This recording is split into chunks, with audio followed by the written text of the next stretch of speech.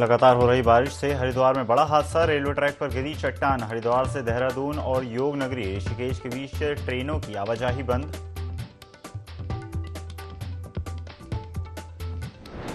गौरीकुंड भूस्खलन हादसे में लापता लोगों की तलाश में रेस्क्यू ऑपरेशन जारी। हादसे में एक और शव बरामद, 19 की तलाश जारी।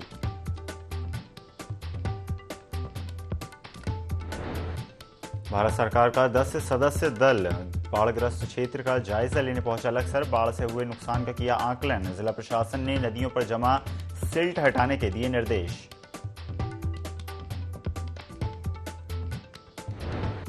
पिथौरागढ़ में बंदी गृह से फरार अभियुक्त को पुलिस ने किया गिरफ्तार। एनडीपीएस एक्ट में था मामला दर्ज। तीनों आरोपियों को पुलिस ने न्यायालय में पेश कर भेजा जेल।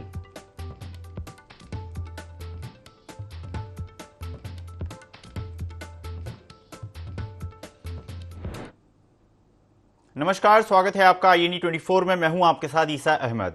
देहरादून में बागेश्वर में होने वाले उपचुनाव के लिए भारतीय जनता पार्टी ने तैयारियां पूरी कर ली हैं। भाजपा जल्द ही बागेश्वर में प्रत्याशियों की घोषणा कर सकती है। प्रदेश अध्यक्ष महेंद्र ने कहा कि बीजेपी पूरी तरह बागेश्वर उपचुनाव के लिए तैयार है और आगे कहा कि मैं विश्वास के साथ कह सकता हूं कि पहले के मुताबिक इस बार बीजेपी प्रत्याशी ज्यादा मतों से जीत दर्ज करेंगे।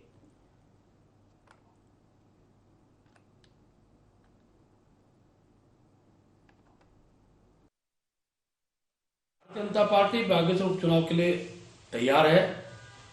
हमारी चुनाव प्रबंधन की टोली बागेश्वर एक माह पूर्व हमने पहुंचा दी थी। हमारी बूथ की बैठकें, शक्ति केंद्र की बैठकें प्रारंभ हो गई हैं और बहुत जल्द हम प्रत्याशी घोषणा करेंगे। मैं विश्वासपूर्वक कह सकता हूं कि पिछली बार से ज्यादा मतों से भारतीय जनता पार्टी प्रत्याशी विजयी होंगे और ऐसा लगता है कि सभी विरोधी दलों की जमानतें जब्त होंगी और हम लोग पुनः बागेश्वर सीट पर भारतीय जनता पार्टी प्रत्याशी को जिताएंगे। इस दृष्टि से बहुत जल्द हमारे केंद्रीय नेतृत्व का प्रवास और स्वयं मेरा जाना होगा। माननीय मुख्यमंत्री जी के हमने 2-3 कार्यक्रम इस बीच में वहां हुए हैं और आवश्यकता हुई तो हमारे और प्रदेश स्तरीय टोली को भी हम इस चुनाव की दृष्टि से कार्य देंगे और हम प्रचंड बहुमत के साथ बागेश्वर चुनाव को जीतेंगे। खबर राजधानी देहरादून से है, जहां पर कैबिनेट मंत्री चंदन रामदास के निधन के बाद खाली हुई बागेश्वर विधानसभा सीट के लिए 5 सितंबर को मतदान होना है।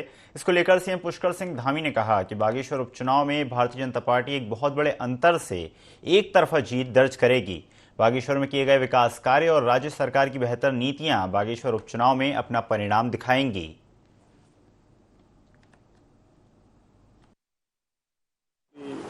एक्सपेक्टेड था कि चुनाव होना है, इससे सारी तैयारियां पूरी हैं प्रशासन की तरफ से भी और मैं समझता हूं पार्टियों की तरफ से। उच्च न्यायालय नैनीताल के आदेशानुसार सभी स्टेट हाईवे और अन्य सड़कों पर मौजूद अतिक्रमण हटाने के आदेश दिए गए हैं, जिस पर कार्रवाई करते हुए राष्ट्रीय राजमार्ग बड़कोट के माध्यम से यमुनोत्री हाईवे पर अवैध अतिक्रमण की पड़ताल की जा रही है। 1 सप्ताह के भीतर अतिक्रमणकारियों को हटाने के लिए नोटिस दिया जाएगा। राष्ट्रीय राजमार्ग बड़कोट के सहायक अभियंता अरविंद प्रताप सिंह का कहना है कि सभी अतिक्रमणकारियों को अतिक्रमण हटाने के लिए नोटिस दिया गया है। यदि अतिक्रमण को नहीं हटाया गया तो प्रशासन अवैध अतिक्रमण को तोड़ने की कार्रवाई करेगा।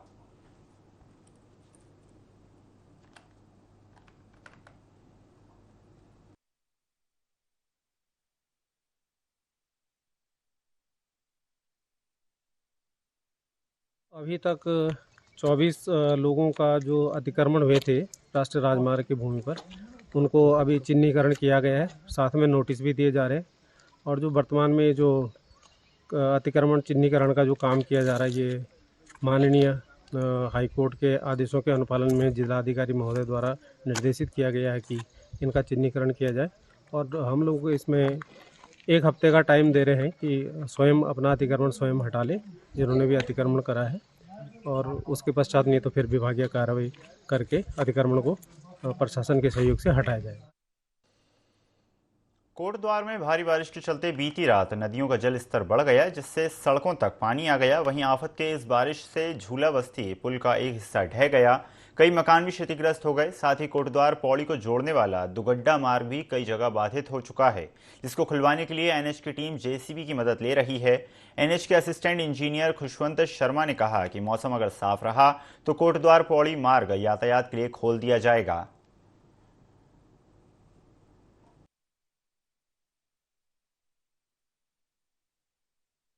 कोटद्वार से लेकर के जो हमारा सिद्ध बलि स्थान है किलोमीटर 27, यहाँ से लेकर हमारा 39 तक ऐसा तक जगह जगह बंद है, लगभग 9-10 जगह बंद है। और इसमें 4 मशीनें काम कर रही है वर्तमान में। तो ये मानते हुए कि इसे शाम तक खोलना है तो एक पोकलैंड की व्यवस्था भी बनाई गई है और बहुत जल्द वो पोकलैंड भी आ जाएगी। और इस तरह से प्रयास किए जा रहे हैं कि शाम तक ये रोड खुल जाए। बागेश्वर उपचुनाव को लेकर भाजपा प्रदेश पार्लियामेंट्री बोर्ड की बैठक शाम 8 बजे राजधानी देहरादून में सैफ हाउस में होने जा रही है। भाजपा के प्रदेश अध्यक्ष महेंद्र भट्ट की अध्यक्षता में होने वाली इस बैठक में मुख्यमंत्री पुष्कर सिंह धामी समेत कई प्रदेश पार्लियामेंट्री बोर्ड के सदस्य मौजूद रहेंगे। बैठक में बागेश्वर उपचुनाव को लेकर प्रत्याशी के चयन को लेकर नामों पर भी मंथन होगा, जिसके बाद केंद्रीय पार्लियामेंट्री बोर्ड को प्रत्याशी के नामों का पैनल भेजा जाएगा।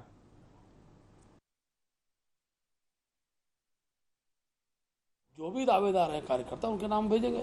अभी जिले से हमको प्राप्त होगा, उसका स्टेट पार्लियामेंट्री बोर्ड में 3 नाम का पैनल बनाकर केंद्र अपने संगठन को भेजेंगे। जिले की जो हमारी कमेटी है, जिसमें जिलाध्यक्ष होते हैं हमारे राजन जी हैं, सौरभ बोगुणा जी हैं, ये सब लोगों से बातचीत करने के बाद जो नाम जिन जिन लोग उसमें दावेदारी प्रस्तुत किए वो सारे नाम आएंगे, सब पार्लियामेंट्री बोर्ड में तय करके भेजेंगे। थराली से बीजेपी विधायक भूपाल राम टंपा ने गुरुवार को थराली पहुंचकर थराली देवाल मोटरमार्ग के भूस्खलन क्षेत्र का निरीक्षण किया। साथ ही उन्होंने थराली मोटर पुल का भी निरीक्षण कर संबंधित विभागों के अधिकारियों को जल्द से जल्द भूस्खलन क्षेत्र का ट्रीटमेंट करने के साथ ही मोटर पुल के सुधारीकरण का कार्य प्रारंभ करने के निर्देश दिए। लोक निर्माण विभाग के अधिकारियों को ये निर्देश दिए गए। विधायक भूपाल राम टंपा ने अधिकारियों के साथ निरीक्षण किया। सिंचाई विभाग और लोक निर्माण विभाग दोनों को ही आपसी सामंजस्य बनाते हुए इस भूस्खलन क्षेत्र के पक्का ट्रीटमेंट कराने के निर्देश दिए गए।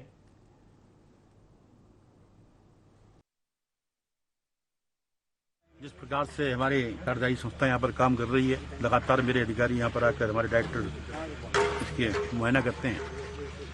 50% से अधिक काम यहाँ पर हो चुका है।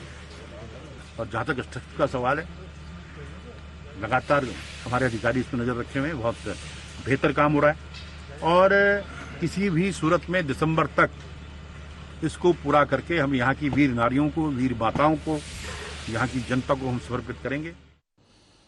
10 सदस्यीय दल आपदाग्रस्त क्षेत्र का जायजा लेने लक्सर पहुंचा, जहां उनके साथ जिलाधिकारी धीराज गर्बयाल भी मौजूद रहे। जहां उन्होंने निरीक्षण के दौरान बताया कि बारिश के बाद बड़ी मात्रा में कृषि भूमि पर गंदगी फैली हुई है, जिसका मुआयना करने के बाद भारत सरकार दल नुकसान का अनुमान लगाकर समीक्षा करेगा। साथ ही उन्होंने कहा कि बाढ़ के कारण उत्पन्न हुई गंदगी को हटाने सहित तटबंधों की आवश्यक मरम्मत कार्य किया जा रहा है।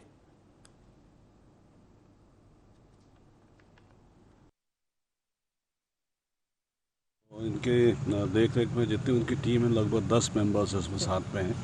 तो पूरे जनपद में जो भी क्षति हुआ है, हमको जो बारिश हुई है, तो उसका जायजा लेने आए हुए हैं। तो आज हम लक्सर सब डिवीजन में आए हुए हैं। तो आज उन्होंने देखा है कि वाकई में कितना जलभराव अभी भी है और खेतों में क्या नुकसान हुआ है और किसानों को किस तरह से मुआवजा दिया जाना चाहिए। फील्ड में जाके उन्होंने देखा है रिवर के रास्ते में जितना भी सिल्ट उसको जमा है, जिसकी वजह से रिवर बेड उसका बेड ऊपर आ गया है। तो थोड़ी सी बारिश में ही खेतों में पानी जा रहा है, तो उसमें से सिल्ट हटाने के लिए हमें एक गवर्नमेंट को एक ज़रूर हम रिक्वेस्ट लेटर हमें भेजेंगे। तो उसी आधार पे हम लोग आगे भी कार्रवाई करें। लक्सर स्थित ट्रक यूनियन परिसर में कांग्रेस के नगर अध्यक्ष अरुण चौधरी के नेतृत्व में अगस्त क्रांति दिवस की वर्षगांठ मनाई गई। कार्यक्रम के दौरान कांग्रेस के कई पदाधिकारी और कार्यकर्ताओं ने शिरकत की। वहीं उत्तराखंड कांग्रेस के प्रदेश महामंत्री राजेश रस्तोगी ने कार्यकर्ताओं को संबोधित करते हुए कहा कि कांग्रेस के मुंबई अधिवेशन में महात्मा गांधी ने करो या मरो और अंग्रेजों भारत छोड़ो का नारा दिया था, जो विशाल क्रांति के रूप में महात्मा गांधी के नेतृत्व में कामयाब हुआ था, जिसे प्रत्येक वर्ष अगस्त क्रांति के रूप में मनाया जाता है।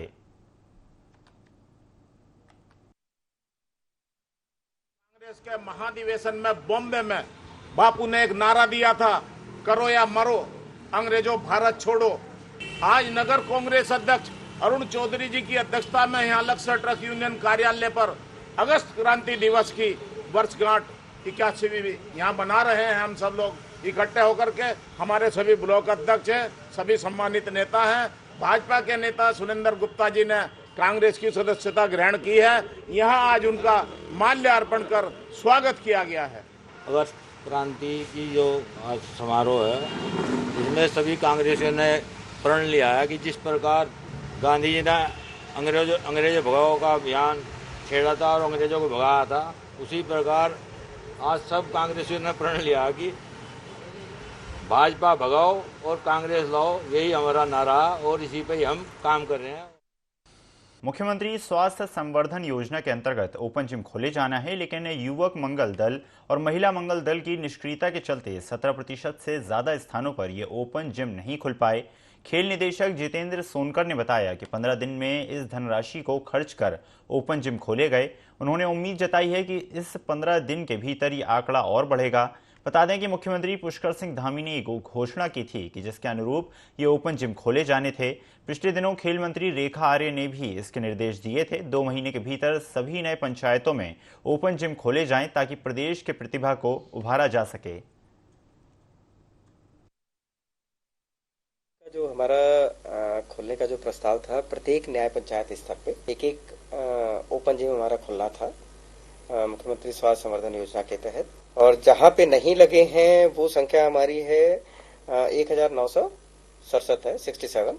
और जो ये नहीं लग पाए हैं, इनका एक बहुत बड़ा रीजन ये है, पैसा तो हम इनका रिलीज कर चुके थे, नहीं लगने का जो एक रिपोर्ट जो हमने मंगाई थी उसमें सबसे बड़ा रीजन ये है कि वहां पर युवक मंगल दल और महिला मंगल दल की एक तो संख्या अप्रोप्रिएट नहीं है।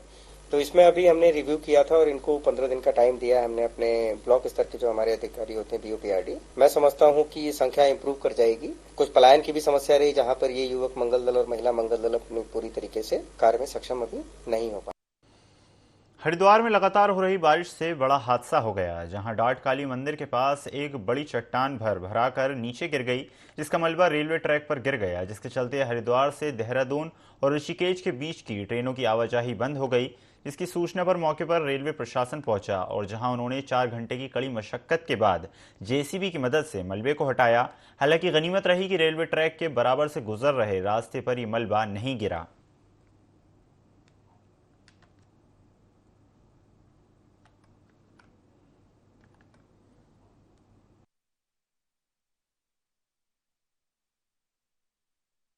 जैसे बारिश होती है और आज 1 बजे से बारिश चालू हुई है और जैसे धीरे धीरे ऊपर से मलबा गिरा और 10:30 बजे करीब एक चट्टान थी, वो ढांग ऐसी बनी हुई थी जो कि वो बारिश की वजह से नीचे गिर गई। आज तो कुछ ज़्यादा है कि ट्रेन बंद है, रास्ते बिल्कुल बंद है, आप पता नहीं कितना टाइम लगे खुलने में। रोक दिया गया है। अब सेफ्टी वो है हमारी बात तुम्हारे सामने करी तो रहे काम यार, हम तो लगे ही पड़े हैं रात दिन इसमें। आप आपदा को कोई नहीं रोक सकता यार, ये तो देखो हम लोग लगे हुए हैं, जो हमारा काम हम कर रहे हैं। पिथौरागढ़ पुलिस विभाग नगर में 45 आधुनिक CCTV कैमरे लगाने जा रहा है, जिससे यातायात व्यवस्था पर नजर रखी जाएगी और आपराधिक घटनाओं पर भी रोक लगाई जा सकेगी। वहीं इन कैमरों का कंट्रोल रूम पुलिस मुख्य कार्यालय में स्थापित किया जाएगा। बता दें कि नगर में विधायक निधि से साल 2015 में 39 CCTV कैमरे लगाए गए थे, जो कि रखरखाव के अभाव के कारण खराब हो गए, जिसके चलते पुलिस को असुविधा का सामना करना पड़ रहा है।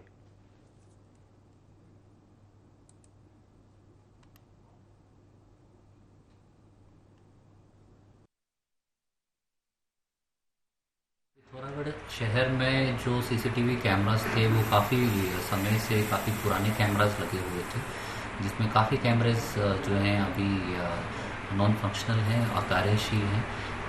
तो पिथौरागढ़ पुलिस के द्वारा शहर की जो CCTV की जो कवरेज है उसको बढ़ाने हेतु हमारे द्वारा प्रयास किए जा रहे हैं, जिसमें पूरे शहर में लगभग 45 कैमरे लगेंगे, जिसमें शहर के सभी एंट्री एग्जिट पॉइंट्स और जितने भी मुख्य हमारे चौराहे हैं उन पे CCTV कैमराज हम लोग स्थापित करने का प्रयास कर रहे हैं। जो कुछ और इसका जो कंट्रोल है वो हमारे जो डिस्ट्रिक्ट कंट्रोल रूम है उसके कार्यालय में इसका हमारे पास कवरेज है।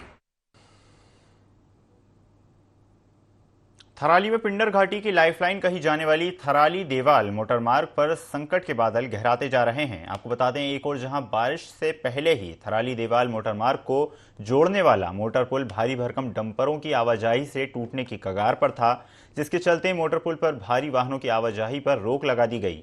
वहीं दूसरी ओर कभी भी पिंडर नदी में समाने को तैयार है। भारी बारिश और लोक निर्माण की टूटती सड़क मानो किसी दुर्घटना को दावत दे रही हो। लापरवाही का आलम तो ये है कि इतनी खतरनाक भूस्खलन क्षेत्र में पीडब्ल्यूडी विभाग के अधिकारियों ने एक चेतावनी बोर्ड तक लगाना मुनासिब नहीं समझा।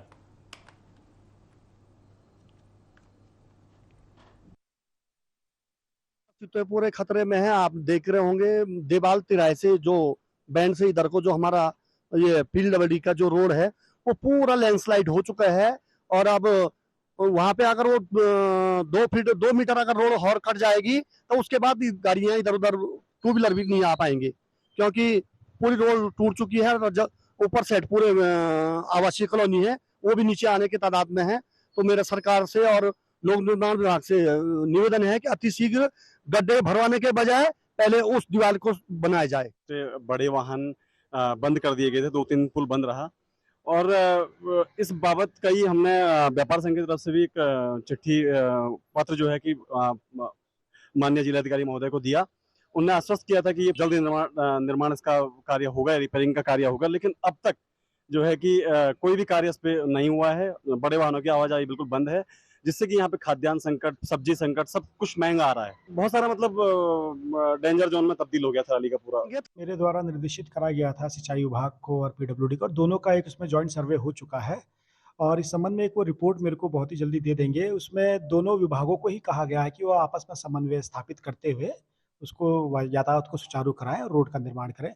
और जहां तक पुल की बात है तो जिलाधिकारी महोदय द्वारा निर्देशित करा गया है पीडब्ल्यूडी को, और इस पुल का जो है इसी महीने 15 तारीख के आसपास से काम स्टार्ट हो जाएगा। वैकल्पिक मार्ग जो है जब तक पुल में कार्य चलेगा तब तक जो है नंद केसरी ग्वालदम मार्ग और नंद केसरी से ही जो आपका तलवाड़ी के लिए मार्ग जाता है उसको वैकल्पिक मार्ग की तरह। कांग्रेस नेता राहुल गांधी भारत जोड़ो यात्रा 2.0 पर निकलने वाले हैं। इस पर भाजपा प्रदेश अध्यक्ष महेंद्र भट्ट ने निशाना साधते हुए कहा कि इस यात्रा से पहले राहुल गांधी और प्रियंका गांधी को चारधाम यात्रा करनी चाहिए। वहीं कांग्रेस प्रदेश अध्यक्ष करण माहरा ने इसका पलटवार किया। उन्होंने महेंद्र भट्ट को अपनी याददाश्त पीछे की ओर ले जाने की सलाह दी।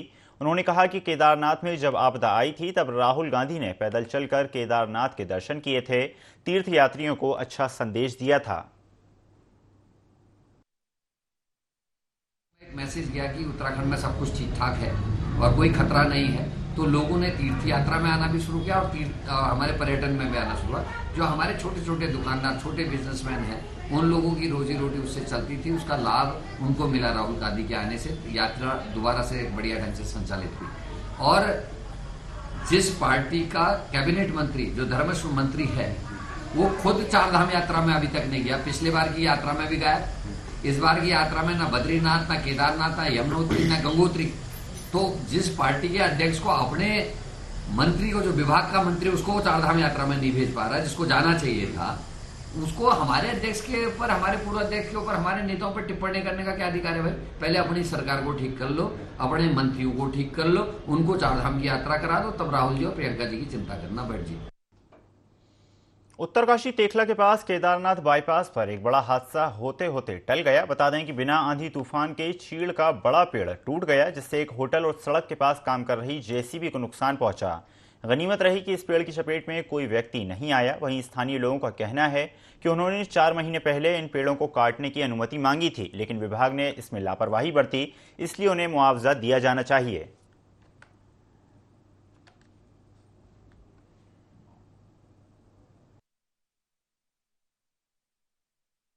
कर रही थी, फिर अचानक से चीड़ का पेड़ ऊपर से गिरा और पहले तो छत पे टकराया और छत पे टकराने के बाद सीधे मशीन के ऊपर गिरा, जिसकी सीसीटीवी फुटेज भी इन होटल पे जो सीसीटीवी कैमरे लगे उन पे है। और ये वन विभाग की काफ़ी लापरवाही है। किनकी मतलब जो लोग यहाँ पे रहते हैं उन लोगों ने कहा कि इन 3 पेड़ों की पीढ़ी हो चुकी थी, कल घन लगना था। अगर विभाग टाइम से इन पेड़ों पे घन लगा के और इनका मतलब इनको कटवा देते तो शायद ये नुकसान नहीं होता। ये होटल अंकित पैलेस का भी छत टूटा हुआ है और छत टूटने से ही मशीन के ऊपर पेड़ गिरा हुआ है और मशीन का भी काफ़ी ज़्यादा नुकसान हो रखा है। पेड़ की एप्लीकेशन लगा रखी थी, इसके 1 साल हो गए, लेकिन वन विभाग की लापरवाही के चक्कर से ये कल टूट गए हैं, जिस यहाँ की जेसीबी का नुकसान हुआ और मेरा छत का वो डैमेज हो रखा है। मुआवजा जो भी होता है इसका मुआवजा दे। एसपी चंपावत देवेंद्र पिंचा के निर्देश पर चंपावत में बुजुर्ग महिला से रुपये लूटने के आरोपी को 2 घंटे के भीतर गिरफ्तार किया गया। थाना प्रभारी ने बताया कि चंपावत क्षेत्र की रहने वाली 60 वर्षीय बुजुर्ग महिला नैनीताल बैंक चंपावत से अपनी वृद्धावस्था पेंशन निकालने आई थी। बुजुर्ग महिला 2 महीने की पेंशन 3000 रुपये निकालकर जैसे ही बैंक से बाहर निकली तभी एक व्यक्ति ने रुपये लूट लिए और बुजुर्ग महिला को धक्का देकर फरार हो गया। पुलिस ने त्वरित कार्रवाई कर महिला को हाथ से लेकर साथ ही आरोपी की तलाश शुरू की तथा सीसीटीवी फुटेज की मदद से 2 घंटे के भीतर ही आरोपी को गिरफ्तार कर लिया।